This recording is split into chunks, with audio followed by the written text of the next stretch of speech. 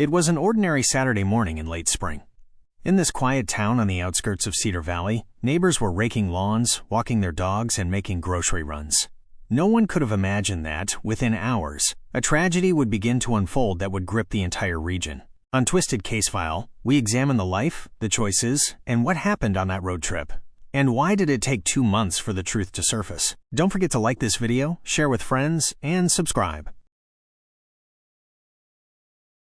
17-year-old twin brothers Daniel and David Harper were inseparable. Known in their community for their energy, kindness, and ambition, the two had been planning a weekend road trip for weeks. To their mother, Melissa Harper, the trip seemed harmless, a rite of passage for her boys who were just months away from graduating high school. But when Saturday evening came and the twins failed to return home, Melissa's world began to collapse. They were so excited. They kept telling me, "Mom, it's just a quick drive, we'll be back before dinner." I never thought I'd never see them again. The Harper family had lived in Cedar Valley for more than a decade. Melissa Harper, a 42-year-old nurse, had raised Daniel and David on her own since their father left when they were toddlers. Friends described the trio as a little team, always looking out for one another. Those boys were wonderful, always helping with groceries, mowing lawns for the elderly. You could tell Melissa raised them right. Daniel, the older twin by 6 minutes, was the quieter one, with a passion for music and science. David, more outgoing, loved sports and photography. Together, they balanced each other perfectly, two halves of one whole. According to Melissa, the twins had been planning a short weekend road trip to Lake Briar, a popular state park 2 hours north. They wanted to camp overnight, take photos for David's photography portfolio, and hike a trail Daniel had read about online. They showed me the map on their phones. They even sent me the address of the campsite. I was nervous, of course, but I trusted them. At 9 a.m. on May 14th, Daniel and David left home in Daniel's silver 2010 Honda Civic. They promised to check in when they arrived at the park, but the check-in never came. Phone records show that the twins' cell phones were active until around 10:45 a.m. Near a gas station off Highway 78, they sent their last text message. After that, silence. I called around noon just to make sure they got there safely. No answer. I thought maybe they were hiking or had bad reception. By 7 p.m., the twins still hadn't returned home. Melissa's calls went straight to voicemail. Her texts showed only one gray checkmark. When darkness fell and the boys' beds remained empty, Melissa drove to the Cedar Valley Police Department to file a missing persons report. It spread like wildfire on social media. Twin brothers missing after road trip. Everyone shared their photos, hoping someone had seen them. Within 24 hours, the disappearance of Daniel and David Harper became the largest search operation in Cedar Valley's history. Police traced the boys' route and discovered surveillance footage from a rural gas station. At 10:41 a.m., the twins can be seen filling their tank, laughing and joking. Nothing seemed amiss, but beyond that gas station, the trail went cold. I kept thinking, maybe they had car trouble, maybe they got lost. I couldn't imagine anything worse. The morning after Daniel and David vanished, the Cedar Valley Police Department launched a formal search. Officers canvassed roads, campgrounds, and rest stops along Highway 78. Within hours, dozens of volunteers joined in, teachers, classmates, off-duty firefighters.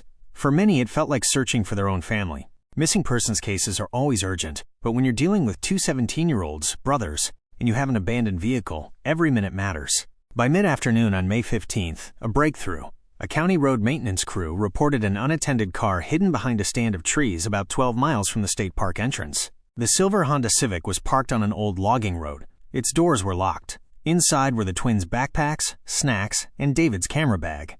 But there were no signs of Daniel or David. Just outside the vehicle, searchers found one of the boys' phones. Its screen cracked, battery dead. The discovery deepened the mystery. When they told me they'd found the car, I thought, thank God they're nearby. But then they said the boys weren't there. That's when I knew something was very wrong. For days, teams combed the surrounding wilderness. Drones mapped ravines.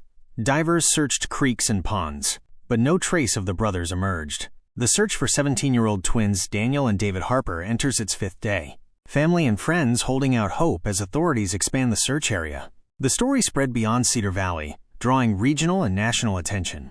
Hashtags like #FindTheHarperTwins trended on social media. Strangers from neighboring states sent tips, offered to print flyers, and joined search parties. I don't know them, but I have kids that age. You just want to do something, anything, to help. Conflicting leads. Tips poured in. A possible sighting at a truck stop, a report of 2 boys hitchhiking, even rumors of an abduction. Each lead was investigated, but none panned out. We chased every single tip. Surveillance footage, credit card records, interviews with park rangers. nothing led to Daniel and David. Investigators theorized the twins might have set off on foot to photograph a nearby waterfall and become lost or injured. But without evidence, the case grew colder by the day. I just wanted to bring them home. Every night I'd look at the door, thinking they'd walk in. Weeks turned into months.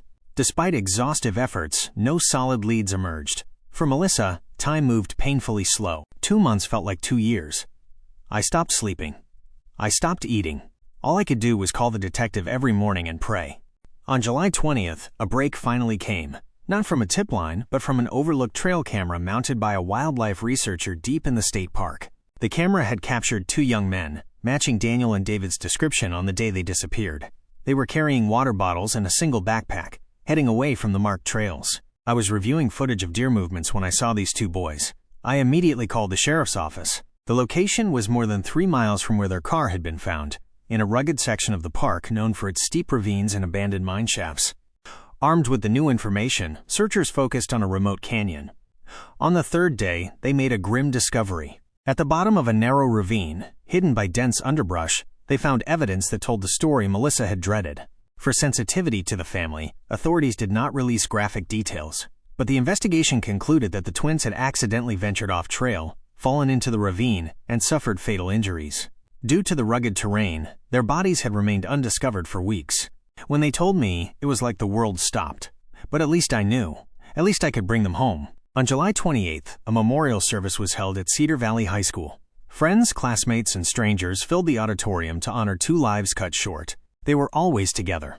I still can't believe they're gone. After 2 agonizing months, the search for Daniel and David was over. But for Melissa, a new journey, one of grief, remembrance, and advocacy, was just beginning. With the discovery of Daniel and David Harper in the ravine near Lake Briar, the search that had consumed an entire town finally came to an end. But for Melissa Harper, and for everyone who had followed the twins' story, the end of the search marked the beginning of something else, learning how to live with the loss and making sense of what had happened. On July 28th, the community gathered for a memorial service. More than 600 people filled the gymnasium. Teachers, classmates, local officials, and total strangers who had joined the search came to pay their respects.